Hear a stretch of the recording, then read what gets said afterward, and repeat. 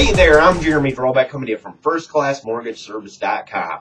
Improving your credit score. So your credit's in the tubes, or maybe you're just borderline and you need a couple more points to qualify for a mortgage or a better interest rate. How do you get that score up? Now, before you do anything, my disclaimer here is call me because everybody's situation is a little different, and I can give you some tips and things here, but if you want specific for your situation, I've got to look at your credit report to really help you out. Okay, so that's my disclaimer. But generally speaking, here are some of the tricks that we use.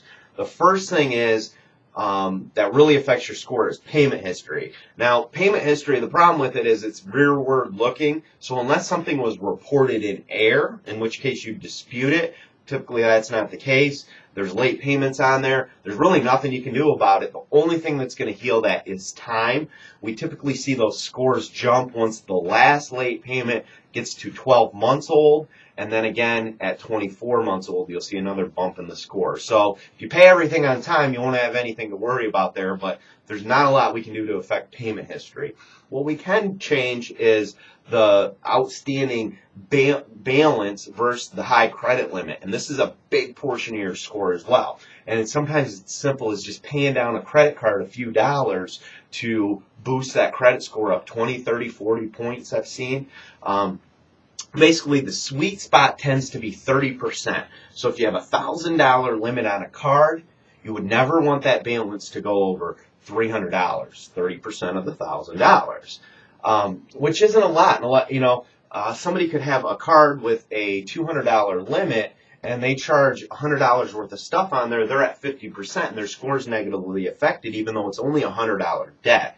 I've had people call in and get the max on a credit card raised rather than paying down the card, and boom, their score jumps up 30 points. It's crazy how that works, but hey, here's the system. I'm telling you, do what you want with it because it's just a system and work the system to your advantage, right? So with credit score cards, again, if you keep it at 30%, that's the sweet spot. Now, the Bureau's only going to know what the high balance was for the month.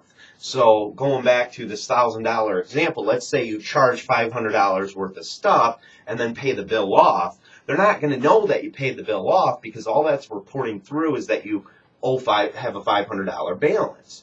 And so you might pay it off, and then the next month you charge $600 worth, so what gets reported would be $500, then $600. They never know that you're paying it off. So as a general rule of thumb, if you're looking to do some kind of transaction and you want your score to be as positive as possible, don't let that balance go over the 30%. Do not let it go. Even if you're going to pay it back down, that doesn't matter. Do not let it go over the 30%. That's the best way to positively impact your score. Now, I look at a lot of credit reports where they just don't have a lot of stuff reporting on there. So maybe they're just young and haven't had a lot of credit or had issues in the past, said, I'm done with this, I'm done with credit cards, and never again.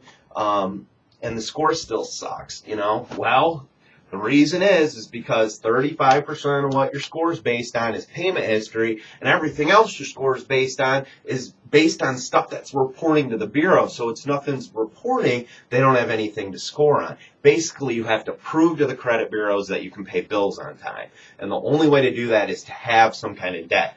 Now, I'm not telling you to go out and get into a bunch of debt. That would have a negative impact on the score. It's something as simple as getting a credit card, and you can go out and buy a gallon of milk or a tank of gas or a 50-cent candy bar, if you can find one, and then pay that bill off when it comes, and that's your on-time payment. Boom, that goes to raising your score. So don't get me wrong here. It's not about getting into debt. It's about paying everything on time and proving to the bureaus that you can pay bills on time.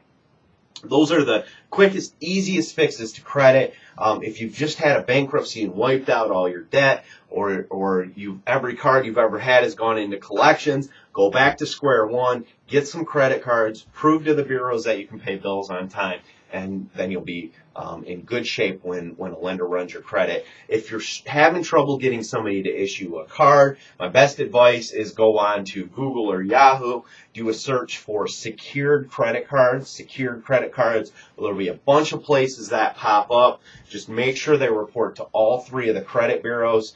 But you'll see if you just go on to Google, do a search, There's lots of places out there that will issue anybody a card. They're called secured credit cards. So if your department stores are shooting you down and all the mailers are shooting you down, go the secured credit card route. That's a good way to go to reestablish your credit. If you have questions, I'd love to sit down and give you some more tailored recommendations. Just give me a call or fill out the application on my website. I'm Jeremy Drolbeck, firstclassmortgageservice.com.